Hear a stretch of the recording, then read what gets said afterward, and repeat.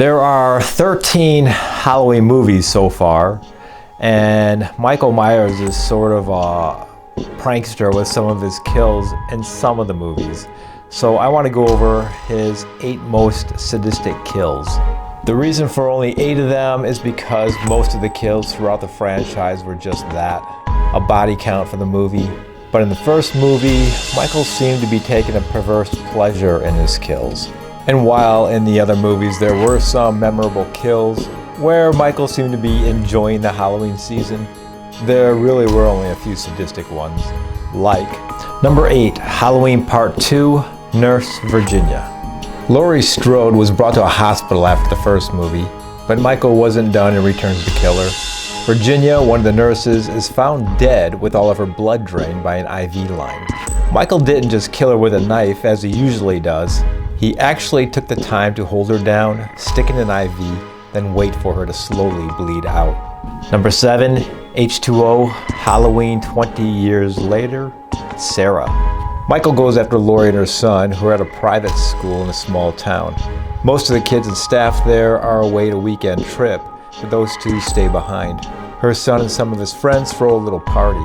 Sarah opens a dumbwaiter expecting there to be food inside from her boyfriend, but finds her dead boyfriend. She turns to run but comes across Michael. She desperately tries to get in the dumbwaiter to escape, but he stabs her in the leg, then she gets away. As she gets out of the dumbwaiter, Michael cuts the rope and it smashes on her leg.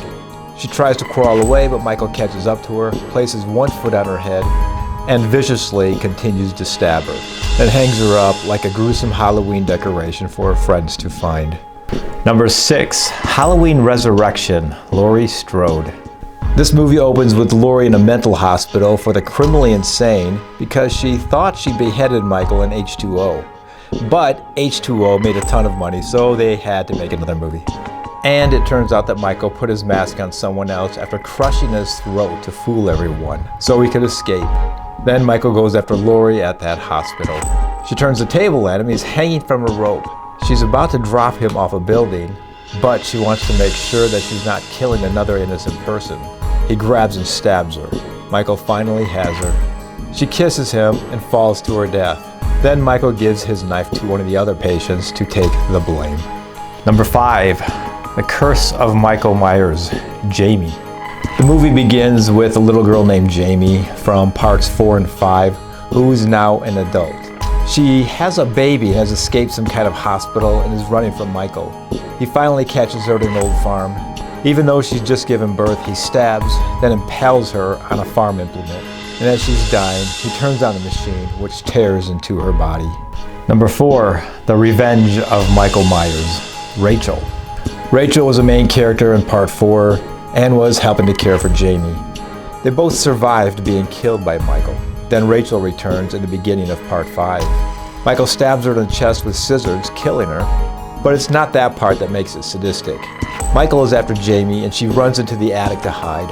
The room is decorated with candles and a small coffin, probably meant for her. The attic also contains the dead bodies of Michael's victims, including Rachel, which horrifies little Jamie as he shows up to try and kill her. Number 3, the original Halloween, Annie. Annie's babysitting a kid and Michael watches her from outside and knocks over a planter.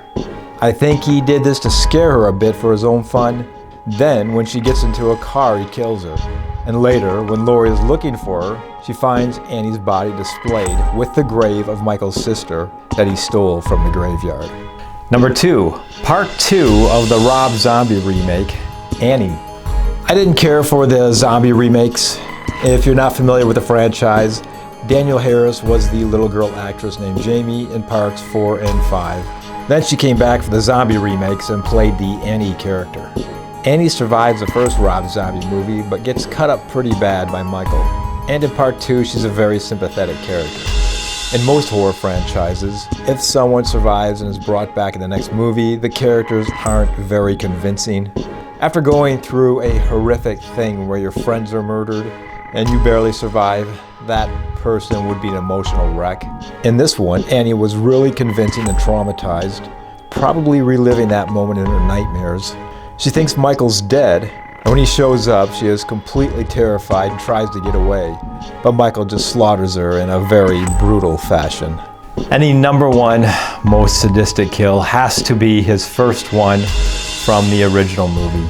And it's the most sadistic not because of the way this little boy stalked his sister in a clown costume and repeatedly stabbed her, but because of the aftermath. His parents are out having a good time, leaving their teenage daughter to babysit. Then they come home and find their little boy wearing that costume and holding a large knife with what looks like blood on it. Michael doesn't say a word, so I can imagine the father taking the knife, telling his wife to stay with her son, and running into the house, searching for their daughter.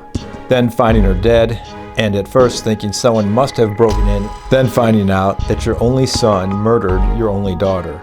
And each Halloween season, having to relive that night as people dress in costumes, go trick-or-treating, and try to scare each other, pretending to be a monster, and knowing deep down in your heart that your son really was the boogeyman.